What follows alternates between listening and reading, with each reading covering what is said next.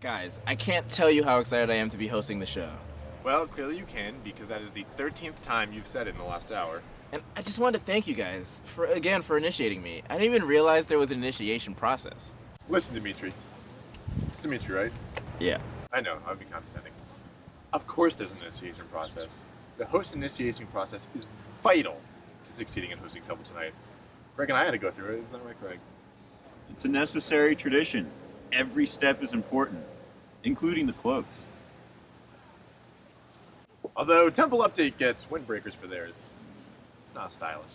Oh, I don't doubt it. But I'm honestly not sure why you needed all that stuff, like my Facebook password, my social security number, all those pints of blood. Don't dare question the rituals. Just remember, you willingly volunteered all information and bodily fluids. None of this is illegal. And now you reach the final step, the host creed. Are you ready? Absolutely. Raise your right hand and repeat after me. I, Demetri Pascoe, I, Demetri Pascoe, promise to host Temple Tonight to the best of my abilities. promise to host Temple Tonight to the best of my abilities. I promise not to host as quite as well as Dan, I promise not to host quite as good as Dan, though, because that would make me look bad. because that would make him look bad. I promise to give Dan the chance to talk to any cool guests that come on the show. I promise to give Dan the chance to talk to any cool guests that come on the show. Ooh, and let Greg in on that deal too, especially if it's like Halle Berry or something. She was a badass in Die Another Day. Da da da da. Do I have to say that as well? Oh, hey, Demetri. Oh, hey man. Wait, what the hell are you doing? I'm wrapping up the host initiation with Dan and Greg. Dan and Greg graduated months ago. What are you talking about? They're right here. Come on, man, we gotta do the show. We gotta go, come on. Okay.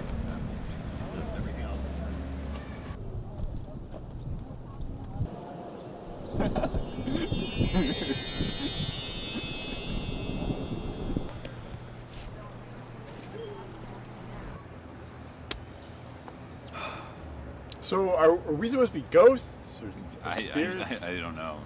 Huh. I'm surprised he let us take all that blood. Yeah, that was a lot That of was an blood. obscene amount of blood. He's gonna pass out in like 3 hours. And then we tops. could take over the show. Yeah.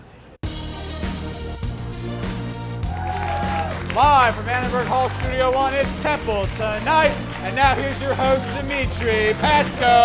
Hello, everybody! Hello! Welcome to Temple Tonight. I'm your new host, Demetri Pascoe, and I know what you're thinking, but contrary to popular belief, I'm not Trevor Noah. We're two completely different black guys that took over two completely different late night shows. So I'm extremely excited to be hosting. But since we're going to be seeing a lot of each other, I figured I'd let you guys know a little bit about myself. I'm an advertising major here at Temple, but usually when I tell people that, I only get about 5 seconds in before they try to hit the skip button on me. I was born in Bermuda, and for those that don't know much about Bermuda, it's kind of like the Caribbean's weird little brother that really wants to be included, but like he's really into this triangle thing, so he's just hanging out by this coast of Virginia. Next to me is my sidekick, Tom Leonard. Hello, everyone. As Demetri said, I'm Tom Leonard, the new sidekick here at Temple Tonight. I like long walks on the beach, Chinese food, ballroom dancing. Tom, we talked about this. You can't use this show as a platform to record your Match.com video profile. Fair point. So many of you are probably wondering, how do you get the sidekick gig? Well, the number one rule for that is to have a celebrity lookalike. Greg, the old sidekick, his was Conan O'Brien. And mine, of course, is Steve Harvey, though you can probably already tell. That is not true at all. Oh, it's absolutely true. It's absolutely true. I mean, we look exactly alike. It's all in the teeth. It's all in the teeth. Tom Leonard, everybody.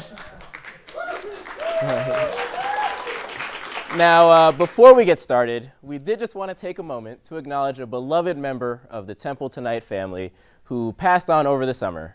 I'm talking, of course, about our houseplant, the Roots from Philadelphia. The loss of the Roots was shocking to all of us, but it turns out that plants can't survive in a dark studio with no water for 5 months. We prepared a video tribute looking back at the life of our cherished plant. We do not have a house band, but we have something better. A house plant, the Roots from Philadelphia.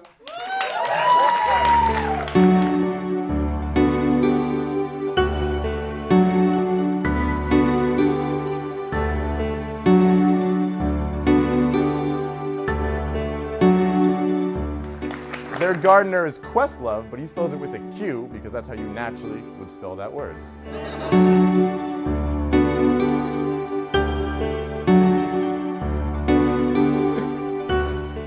Oh, fern friend. All right. I think it's time to start the monologue. What do you guys think? Woo!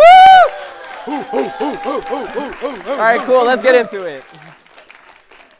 So, a Hawaiian man accused of murdering his landlord claims that Jay-Z possessed his body at the time of the crime.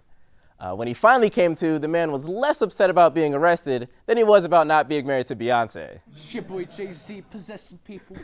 The dentist who killed Cecil the lion will not be charged for the animal's death because, according to a Zimbabwean minister, he, quote, had his papers in order. It's awful, but in his defense, the papers he's referring to did say, here, take this bow and arrow and go be a terrible human being. An Indiana woman is recovering after being shot in the foot by her dog named Trigger. While she understands the irony of the situation, she just can't wait to be home with her cat, Mr. Falling Grand Piano. A woman is suing her 8-year-old nephew after he jumped into her arms to greet her, causing her to fall and break her wrist. This is actual news. The boy is countersuing, however, hoping to win a bedtime extension and a Nintendo DS. I mean, I would have argued for an Xbox One, but that's just me. I prefer Sega Dreamcast. Very good. That too. A fourth person has died from a recent salmonella outbreak in cucumbers. In other recent news, grocery stores across the country are now seeing drops in sales for their zucchini soaked in a raw egg. Astronomers recently discovered that black holes sound like white noise. Initial accounts describe the finding as really boring, but you can read the full report in this month's issue of Unpopular Science. And finally, a Florida woman is facing DUI charges after using the live streaming app Periscope to broadcast her drunk driving. In my opinion, though, she should have just did it for the Vine. I do it all the time. Do you? We've got a great show for you guys tonight. Hoot Paranormal will be joining us later, Woo! So don't go anywhere. We'll be right back.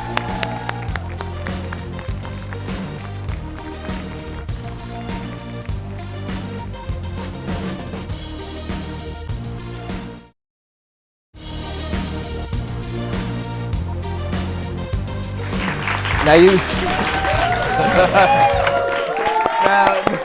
guys are in for a treat, as we here at Temple tonight are happy to announce that we've secured an exclusive for our first episode of the semester.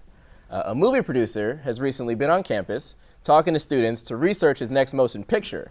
Here to talk about his findings is Hollywood executive Rick Ascott. Welcome, Rick. It's a pleasure to have you. Oh no, let me tell you, the pleasure is all mine. So, I've been told that you've been hard at work talking to students on campus looking for ideas for your next horror film. You are, of course, the producer behind famed horror movies such as The House at the End of the Cul-de-Sac and The House at the End of the Cul-de-Sac 2. Wait, there's no end of the cul-de-sac. Yes, and while those films did incredibly well at the box office, I want to make movies that are more relatable to today's youth. What better way to find out than just, asking them directly? Yeah. So what did you find out? Well, let me tell you, Dementor. It's actually Demetri. I found a gold mine of material. I think I finally found what terrifies college students more than anything in the world. The financial aid office. The financial aid office? Of course. How could I have been so blind? Mounting student debt. The fear of not being able to secure a loan next semester. It's way scarier than any monster the producers in Hollywood could come up with. I guess. I just don't see how you'd sell people on that. Yeah, I wouldn't pay money to go see a movie about financial aid. Well, I think you're dead wrong, Tim. It's Tom. So wait, you seriously have a movie ready to go about finances? Oh, no, not a movie. More like 10 movies. Want to hear some of them? Well, something tells me that you'd tell me even if I said no. I'm taking that as a yes. Okay, first up, a young FBI agent seeks advice of Bernie Madoff in order to catch another fraudulent investment banker. Crime meets horror meets CNBC in Silence of the Loans. Wait, isn't that basically Silence of the Lambs, but with bankers instead of serial killers? Wait, does that mean that Jodie Foster's going to be in it? Because I totally see it then. She was a babe in Contact. First of all, Dante, it's a completely different movie. How dare you discredit my talents? Second, that offer is out there, Tony, but we're just waiting on Miss Foster's to take it. All right, fine. Tell me, Rick, what other ideas do you have? Oh, I'm glad you asked. How about this? Mass hysteria breaks out, causing a group of people with poor credit to hide from cash-hungry zombies in a mall. Will they survive? Will they be tempted to buy new scarves? Find out in Dawn of the Dead. Come on, Rick. Come on, man.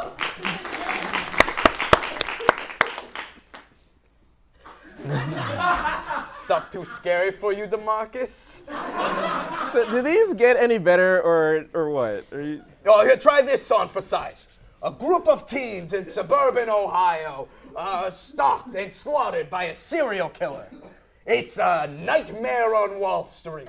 Wait, hold on. So where's the reference to finance in that one? Just imagine the funeral costs. Okay, all right. I've had enough of this. All your movies you've pitched are completely unoriginal. How do you even have a job? Please, you just don't understand how Hollywood works. Hollywood works, Demi. You act like you could do what I do. I absolutely could. What, come up with stupid pun movie titles about money? That's almost too easy. Oh, yeah? Well, go ahead, pitch a movie. All right, fine. How about a sci-fi film where a robot becomes sentient and realizes his retirement plan is ruined? Coming to theaters, 401k, A Financial Odyssey. Oh, come on, that's amateurish. Oh, I got it. How about one about a banker who gets life in jail after killing his wife and then puts his assets in overseas accounts? Call it the Shawshank tax exemption. There you go, or maybe something like this. I don't know. A young woman gets her credit card shredded by a faulty ATM machine. Coming this summer, Withdraws. Oh, come on, that's not even how you say that word. You've completely disgraced my craft. I hope you're happy with yourselves. I'm pretty happy with myself. What about you, Tom? I'll be happy when we have Jodie Foster on. That's it. I'm done with the both of you, Dominic and Tammy. Rick Ascott, everybody. We'll be right back with more Temple Tonight.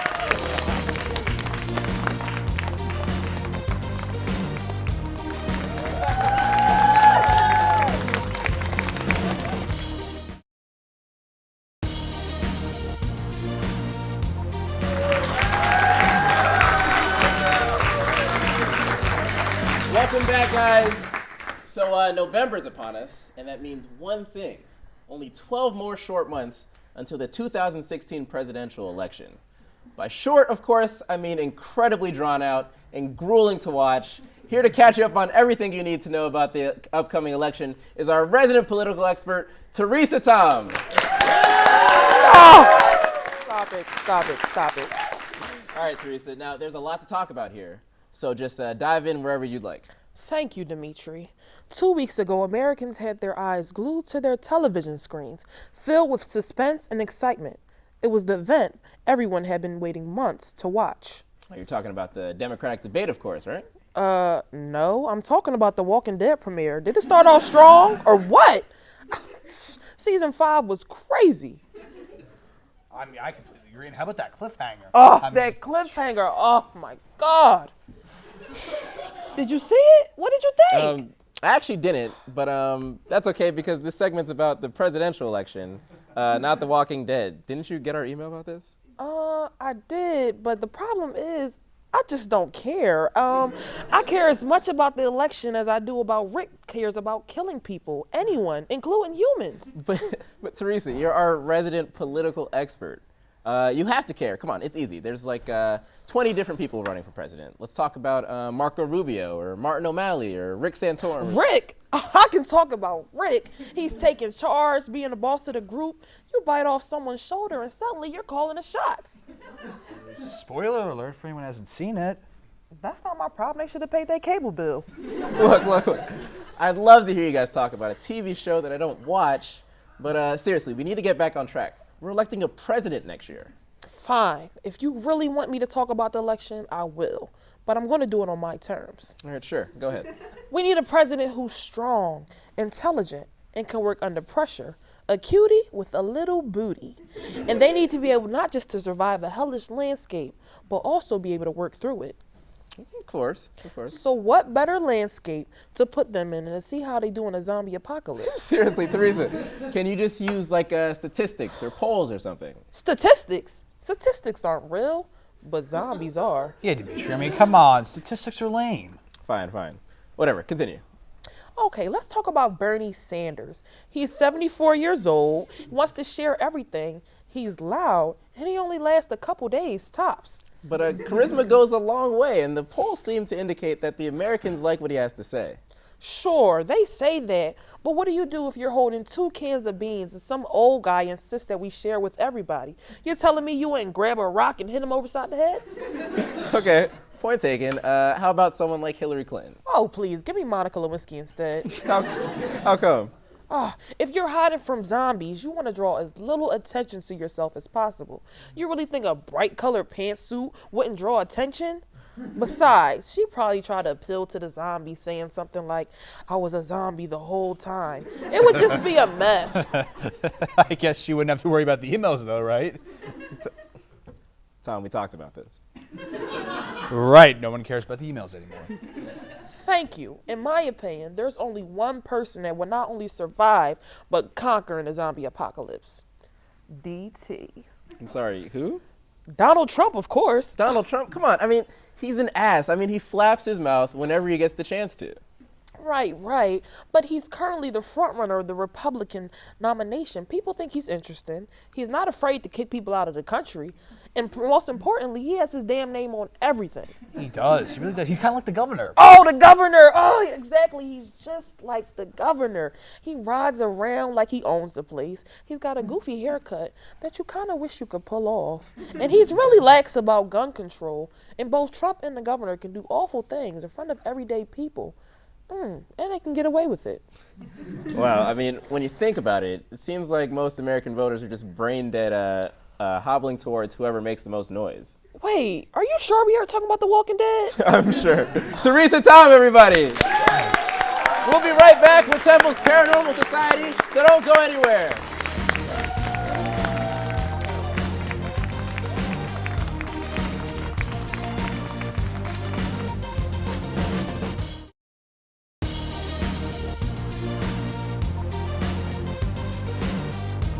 Welcome back to Temple tonight, guys. We're here with Hoot Paranormal, Temple's Paranormal Society. Please join me in welcoming President Karen Mousley and Locations Coordinator Pete Napper.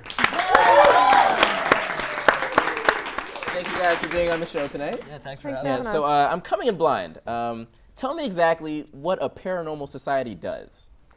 So we do a lot of paranormal investigations, which involves going out to haunted locations and just trying to see if there's anything there. And we also just like to try and educate people on topics relating to the paranormal, new age topics. Okay, do you find that a lot of people don't really know much about the paranormal when you go out and try to reach out to other people? I would say we have kind of a mix. Like we kind of like get a mix of people that know what they're doing, don't know what they're doing. And part of our goal is to like show people how to do it the right way and to kind of like make it not such a taboo thing, you know, because it's like a lot of the times it's like people think, they hear the word paranormal and they think like, whoa, that's, you know, crazy, like, but it's really not. We're trying to kind of bring that into the light and show people that they can go out and do it themselves and show them how to do it the right way. Oh, cool. So how did Hoot Paranormal come to be? So there was another paranormal group on Temple's campus before, and Hoot Paranormal just kind of formed out of that and was rebranded, repositioned, and we just kind of exist to, like I said, educate people and just to kind of have like a safe haven for people, because when you're into the paranormal, you get a lot of like weird looks and people don't really like appreciate what you're doing a lot of the time. So we're just kind of like a place where people who are into the paranormal can go to be around other people who are into the same thing. Okay, cool. Tom, you had a question, right? Yeah, so like how exactly did you address, skeptics? Like, how do you answer them when they oh, this is stupid, oh, you're wasting your time? How exactly do you respond to them?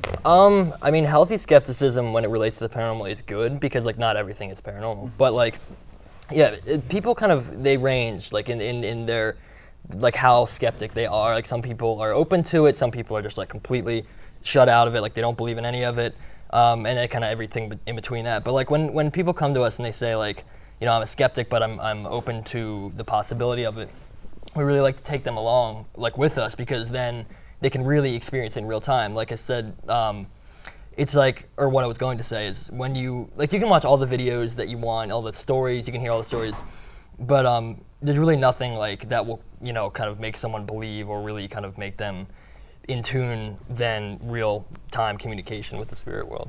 Okay, because I personally am really scared of just everything.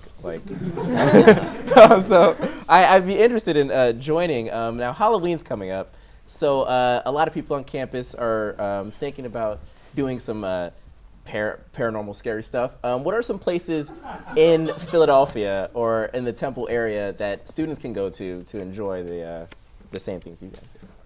Well, there are a lot of outdoor places that we like to go to. One of the places that we go to frequently is Elfreth's Alley, which is down in Old City, and that's the oldest continually inhabited street in Philadelphia. So that's always one that you can just go check out on your own. But I mean, everybody's got a story, so chances are you have a friend who has a haunted house, and there are definitely a lot of places in Philadelphia that you can investigate. Yeah, and if you're looking for theatrical things, I highly recommend Terror Behind the Walls at Eastern State. It's not not for a paranormal investigation, but that is one of the most haunted places in Philadelphia, if not the entire country. And then they have the actors and everything, but on top of that, when you're done, you can look at the old cell blocks, and that's a really cool place to go. They do day tours, so check it out if you haven't. So have you guys done an experiment down there? We would love to investigate at Eastern State. It's just really expensive, and it's for a couple hours, $1,000 for a couple people. It's crazy. Ghost Hunters did an episode there. They obviously have a lot of leverage being a big ghost show, but we look around to do investigations at all sorts of Philly locations because there is a lot of them. Okay, cool. I think the scariest thing I've ever done when I was a youth, I went to an abandoned hospital. What's the scariest thing you've done? Yeah, I gotta think about that one. You have anything, Karen? I don't know about the scariest thing I've ever done, but probably the craziest experience I've ever had was we actually just did an investigation at the Temple Performing Arts Center here on campus, and it was just active from the moment we walked in the door. So that was kind of I don't really get scared on investigations, but that was kind of the most exhilarating thing I've ever done. Oh man! So what did you guys hear or see? Well, one good example is the current I think he was the caretaker or he's a pastor there now. His name's Will. Mm-hmm. Some of you may have met him. He always claims that the stage left elevator it always opens on its own because it's they call it the haunted elevator, all the employees and the staff there. And the story is that he thinks it's Pastor Conwell doing the elevator because he's a pastor himself, the guy Will, and he said the door will open on its own and it'll stay open. And we tried to kind of prompt that. We tried to say if there's someone here, can you open the elevator door? We heard that it opens. Didn't do it right away. And then one of us said, if we're making you uncomfortable, just pretend like we're not here. And as soon as we said that, the door swings open. And it stayed there too. So we're that was pretty crazy. That's my cue. I'm actually gonna leave now. That's too much for me. But no, that's really cool. So what kind of equipment do you guys use for? Well, we like to say that anybody can go out and investigate with just, a simple iPhone, because really what you need to investigate is something to take pictures with and something to record audio with. Those are kind of your basic essential devices. But we also do have some of the more, fancy equipment like you see on Ghost Hunters and those paranormal shows. We have EMF detectors, which detect electromagnetic frequency that's emitted by any kind of electronic device. And then we have point and shoot temperature guns that we use. We have a lot of cool stuff. Okay. Now compare that equipment to the equipment of Ghostbusters. I'm just kidding. Just kidding with you guys. Now I know you guys went to. You guys have some footage for us. Do you guys want to explain what that was about? Yeah. So last semester we had a major trip that we did. We did an entire weekend in Gettysburg. And one of the places that we investigated there was the Homestead Orphanage, which was an old orphanage that kind of had a dark history to it because a lot of the children there were mistreated. They were chained up in the basement, and it was really an uneasy investigation. But in the video that you're referring to, there was a table full of toys, and we were just kind of trying to use those toys to see if we could get a response from any child spirits that could be there. And our EMF detectors were going off, so we were kind of trying to debunk that. And like I said before, EMF detectors pick up anything from an electronic device. So we were just kind of trying to figure out where this was coming from. And since we were in a basement, there was a lot of like electrical boxes and stuff. So you just kind of see in the clip us trying to work through that and figure out where these readings could be coming from. Anything involving children, that's just It was like the creepiest setup of dolls down there. Yeah. And if anyone's seen the show Ghost Adventures, they did an episode there at the Homestead Orphanage in Gettysburg. So. Well, I'm really glad that you guys came to join us today. Thank you guys for joining us. Thank you very much Thank you for having us. Any information you want to give them about Hoot Paranormal? Well, if you're interested in coming out to one of our meetings, we meet every Thursday at 6 o'clock. And we have a lot of fun, so you should definitely check us out. And if anybody has a haunted house that you would like us to come out and investigate, definitely get into contact with us. Yeah, and one last thing is like it's more than just ghosts like what we do. Like if it doesn't, you don't have to be just into ghosts. We cover everything in the paranormal, like new age topics like tarot reading, aura chakras, lucid dreaming, astrology, clairvoyance, anything like that. And we kind of educate on how it ties in. So if you're interested, come out. Cool. Hoot Paranormal, everybody. Cool. We'll be right back with our musical guest, Baba Yaga. So don't go anywhere.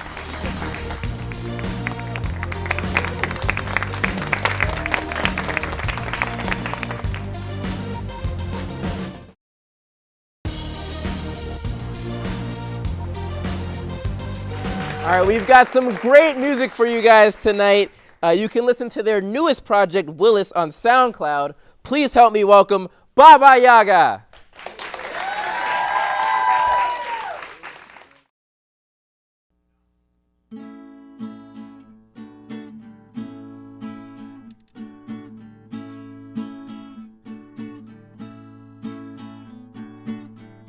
Keep on running from your money, baby.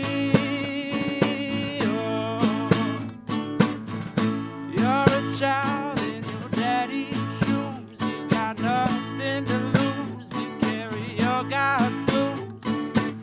You say you woke 'cause you just discovered smoke. Better loosen up, baby. We all know how you choke. Close your eyes, paint a picture of time.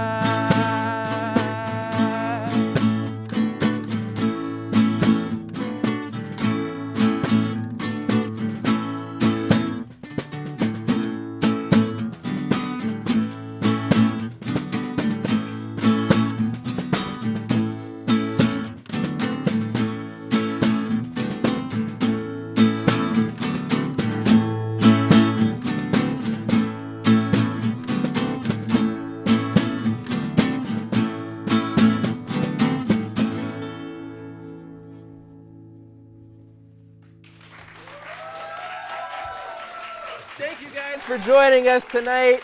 I can't tell you how happy and how glad I am that we got this show together. You guys can catch us on our next episode. Thank you again. Here we are again with Baba Yaga closing it out for you guys.